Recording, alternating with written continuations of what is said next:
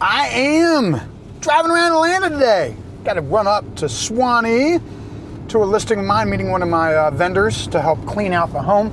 So I am driving around talking about buying and selling homes, and today we're going to be talking about tips for home sellers to help them get their homes ready for selling, right? And we're going to talk about 5 things that maybe you can do yourself, and you can also hire someone if you like, and 5 things you should probably maybe hire a professional for. And as always, today's episode is brought to you by not Dunkin' Donuts, but caffeine, because caffeine, it keeps me moving.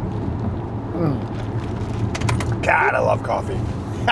Anyway, all right, so hey, let's start off with 5 things that you as a home seller can probably do on your own when it comes to getting your home ready to sell, right? So, hey, decluttering the home, right? This is simple. This is like such an easy thing to do. Well, maybe not that easy, right? You've lived in a home for 20 years. Decluttering is difficult. You've accumulated a lot of possessions and things you love. And here's the thing. They are the things you love, right? That collection of 500 cat ornaments that you have on display in your entire living room, maybe dog lovers are touring the home. They don't necessarily love cats as much as you do. You want to declutterize. You want to depersonalize the home, right? Make it depersonalized. You want to make it so that other buyers can see themselves in it and not be distracted by your Star Wars lightsaber collection. And here's the thing, I'm a big fan of Star Wars. If you got a lightsaber collection, I want to see it.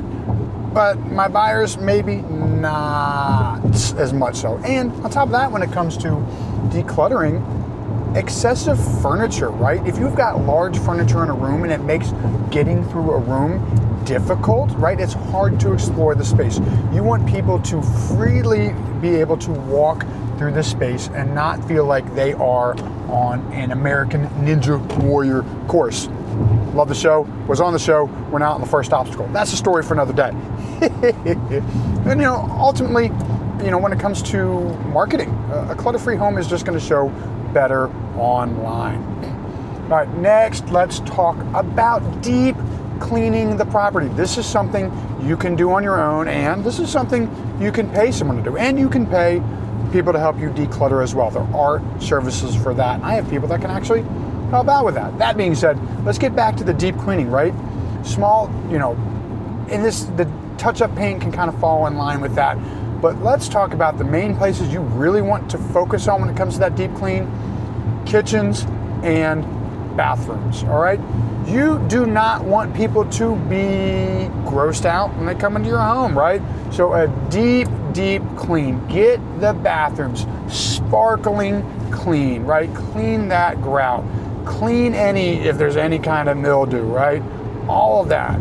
Clean it. Make sure it doesn't smell funky. Kitchens as well. Super deep clean. You literally want the counters completely empty in both of these situations. None of your personal products, none of your toiletries, right? Just some, in the bathrooms, nice towels on display, right? Keep the home looking good. Oh, so yeah, into the deep clean, really. Now we're going into the touch-up paint. Touch-up paint, again, you can hire a painter to do a full paint. In some scenarios, I am absolutely going to recommend a full paint. If you look at what happened when a lot of the e-buyers were popular for a little while, they were coming in, buying homes, basically putting a fresh coat of paint and new carpet in the home, and people didn't look under the hood, and were buying homes that needed a ton of work, and they didn't realize it. That being said, touch-up paint, right? You got all these little nicks and scratches and things that happen to the paint from living in the home and loving the home. It's just going to show a lot better by doing something as simple as touching up the paint. So hopefully when you do paint, and you did paint in the past, you saved your paint cans so the colors match. And you can do a color match at Home Depot. Color matches aren't always perfect, but for touch-up paint, they tend to work pretty good. Hey, improving the curb appeal. This is a big one, right? first impressions. First impressions are going to be the photos online. After that, guess what? Curb appeal. When people drive up to the home, they're judging your home immediately, right? Fresh mulch or pine straw, trim bushes, shaped bushes, right? This is immediately making the buyers feel good about the home as soon as they pull up. Now, another one is organized closets and storage areas. Right now, closets organized, right? You can still pack them full. Like, you are living in a house, you're moving out. People understand. They open up closets. Oh wow, okay, it's full of boxes and whatnot. But make it organized, right? Make it look like there's a strategy, and it's not all just jammed in there as hard as jammed in there any way you can get it, so that it's out of sight, out of mind. People will open closets, they open drawers, they open cabinets. Be prepared for these sort of things. So hey, yeah, again, if they're opening things up, don't have that 10-year-old jar of tomato sauce in the cabinet still, right? Make sure you kind of clean and organize that as well.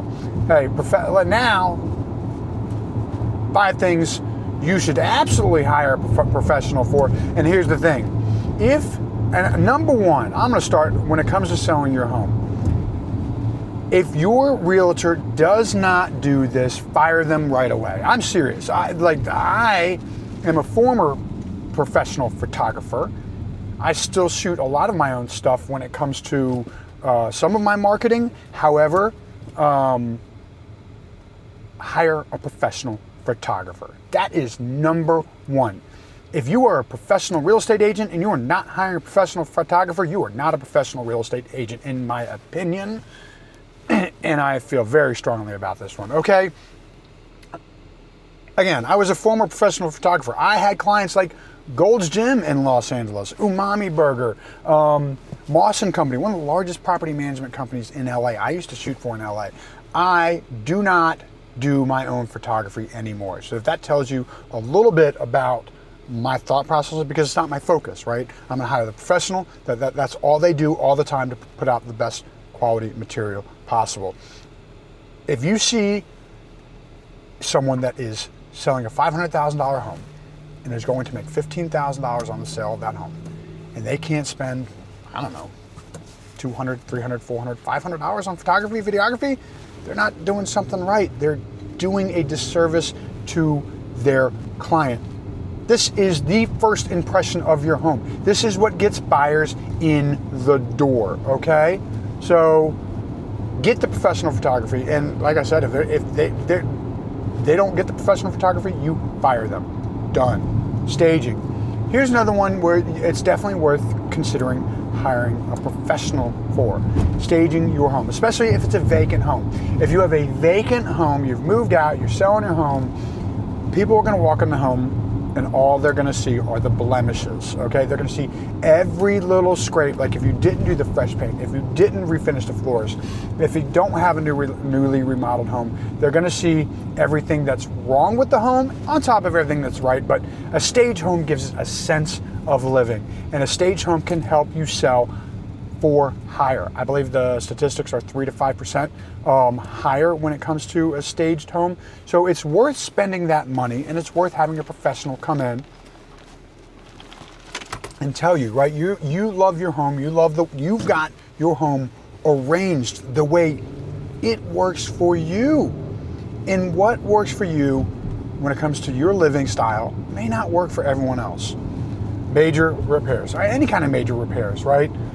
Roofing, decking, electrical, you're probably going to want to get a professional to handle, right? If you don't know what you're doing, a DIY mistake, like you do DIY something yourself and then they come in and have an inspection, you might be paying to have it done twice. Once paying to do it yourself, and the second time to pay to have someone do it professionally. So DIY repairs can cost you more in the long run. Things like pressure washing. Again, having a professional do that, something that somebody does, pressure washing the sidewalks, the exterior of your home. Yes, you can rent a pressure washing machine, right? And you could pressure wash your home. What happens if you pressure wash your home and you turn the pressure up too high and you blast the paint off the side of your house. That's going to cost you more money than you want to spend.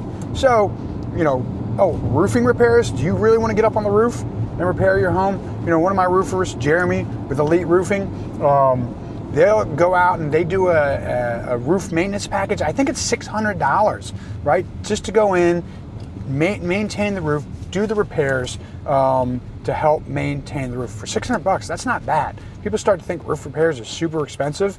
Yeah, $600 is a decent chunk of change. Don't get me wrong, but when it comes to the actual cost of a roof, not terrible. Now, I'm torn on this one. You can go either way with it. Pre-listing inspection. You can do it. You can't. You can or can't do it. Some agents recommend a pre-inspection. Some don't. Right? If you're going to get the pre-inspection, plan on doing the repairs that come up in the pre-inspection. Anything that would be a latent defect needs to be disclosed. When you know about a problem in your home, you must disclose it. Okay? Right? You want to be transparent. You want to make sure. If buyers think you're being shady, they're not going to want to buy your home. So when in doubt, disclose a problem, even if you've fixed it, especially leaks, right? Electrical, any kind of safety issue, disclose, disclose, disclose. This is major. You do not want to open yourself up to a lawsuit like you were hiding something. So I think some of the real questions people ask, what improvements get the most money when I sell? I think we're going to get into that in the next episode. Hopefully, these kind of tips when it comes to buying and selling a home, and what you should improve ahead of time, what you should repair, what you should let a professional repair. Hopefully that's helpful, right? And if I can help you, have any questions, right? Any long-term real estate goals and dreams, please give me a call or send me an email. I prefer the phone call because, hey, voice-to-voice conversation is always so much better than a text or an email, right? Sometimes you don't necessarily read into it properly. Things can be misinterpreted. And it's nice to connect and have real human conversations, as always. And I can help you find those roofers, find those contractors, find the people that can help you take care of your home while you're living it, not just help you sell, right? I want to be that long-term resource. So I'm Tony Teutsch. This is Living and Moving in Atlanta.